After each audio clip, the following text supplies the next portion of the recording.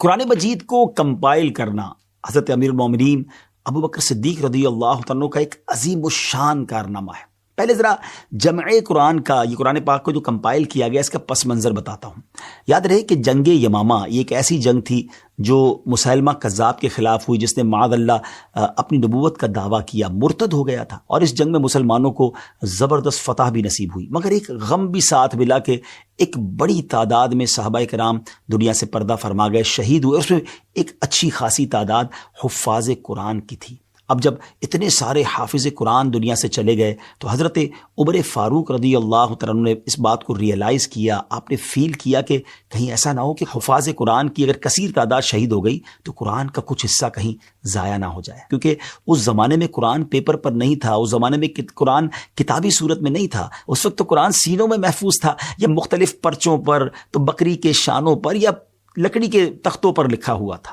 اور ابھی تو جنگوں کا سلسلہ اور بھی ہو سکتا تھا، اور ایسا نہ ہو کہ مزید حافظ قرآن شہید ہوتے جائیں اور قرآن ہی ہمارے ہاتھ سے نکل جائے۔ تو حضرت عمر فاروق رضی اللہ عنہ کا ویژن دیکھیں کہ آپ سیدنا صدیق اکبر رضی اللہ عنہ کے پاس آئے اور آپ نے مشورہ دیا کہ ہمیں قرآن پاک کو محفوظ کرنا چاہیے، جہاں جہاں موجود ہے ان سب کو کمپائل کرنا چاہیے۔ تو حضرت ابوبکر صدیق رضی اللہ عنہ نے پہلے تو اس کو ماننے سے انکار کر دیا، اور آپ نے فرمایا کہ جو کام نبی پاک علیہ الصلوۃ والسلام نے نہیں کیا وہ کام ہم کیسے کر سکتے ہیں۔ مگر جب حضرت عمر فاروق رضی اللہ عنہ نے اصرار کیا تو پھر آپ کو ریئلائز ہوا کہ واقعی یہ تو وقت کی ضرورت ہے، it's a need of time. پھر آپ نے حضرت زید بن ثابت رضی اللہ عنہ کو بلایا اور ان سے بات کی۔ حضرت زید بن ثابت خود کہتے ہیں کہ حضرت ابوبکر صدیق رضی اللہ عنہ نے مجھے بلایا، وہاں حضرت عمر فاروق رضی اللہ عنہ بھی جلوہ فرما تھے۔ حضرت ابوبکر صدیق رضی اللہ عنہ نے فرمایا کہ حضرت عمر بن خطاب نے مجھے قرآن کریم کے بہت سے قراء کے شہید ہونے کی اطلاع دی ہے، اور ساتھ یہ بھی مشورہ دیا ہے کہ چونکہ کفار سے جنگوں کا سلسلہ ابھی جاری ہے، اس لیے ڈر ہے کہ حفاظ قرآن کی اگر کثیر تعداد شہید ہو گئی تو قرآن کا کچھ حصہ کہیں ضائع نہ ہو جائے، لہٰذا قرآن مجید کو میں جمع کرنے کا حکم دوں۔ لہٰذا اے زید، آپ عقل مند نوجوان ہیں، ہمیں آپ میں کوئی عیب نظر نہیں آتا، اور آپ تو رسول کریم علیہ الصلوۃ والسلام کے پاس وحی لکھا کرتے تھے، اس لیے یہ عظیم کام آپ ہی کیجئے اور تمام قرآنی آیات کو مختلف جگہوں سے لے کر ایک جگہ جمع کر دیجئے۔ اس وجہ سے حضرت زید بن ثابت رضی اللہ عنہ فرمایا کرتے تھے کہ اگر مجھے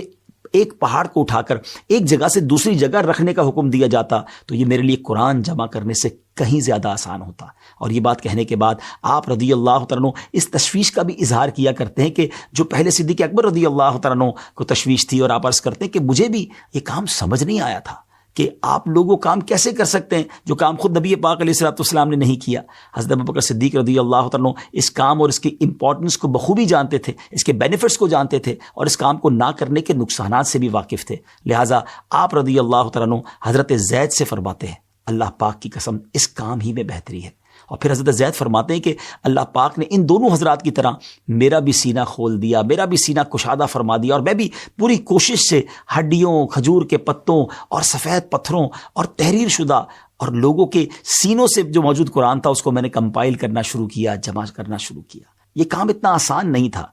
اور ٹیکنالوجی کا دور بھی نہیں تھا کہ لوگوں نے اپنے پاس قرآن موبائل میں یا اپنے گیجٹس میں، اپنے ای میل یا گوگل ڈرائیو پہ سیو کیا ہوا ہو۔ اس وقت تو قرآن سینوں میں محفوظ تھا، یا مختلف پرچوں پر، تو بکری کے شانوں پر یا لکڑی کے تختوں پر لکھا ہوا تھا۔ بہرحال اس میں کوئی کیئرلیسنس بھی برتی نہیں جا سکتی تھی، کیونکہ پہلے چھاپ دیتے ہیں، بعد میں کریکشن کر لیں گے، نئے ایڈیشن میں کریکشن ہو جائے گی، ایسا نہیں تھا۔ یہ اللہ کے مقدس کتاب، مقدس کلام کی بات تھی۔ حضرت زید کی محنت سے یوں سارا قرآن مجید ایک جگہ جمع ہو گیا۔ اس کے بعد یہ جمع کیا ہوا قرآن حضرت ابوبکر صدیق رضی اللہ تعالیٰ عنہ کے پاس رہا، پھر حضرت عمر فاروق کے پاس رہا، اور پھر آپ کی لخت جگر پیاری شہزادی ام المومنین حضرت حفصہ رضی اللہ تعالیٰ عنہا کے پاس رہا۔ حضرت مولا علی کرم اللہ تعالیٰ وجہ الکریم کا فرمان عالی شان ہے،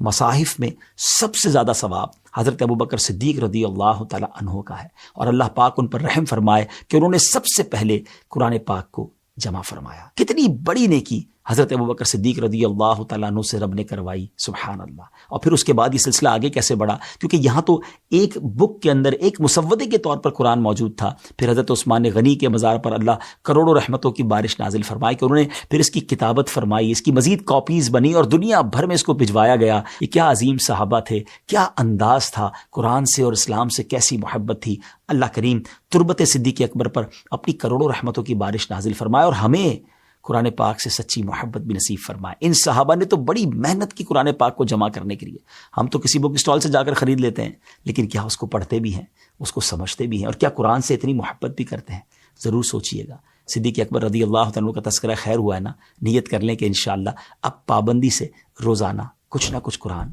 پڑھتے رہیں.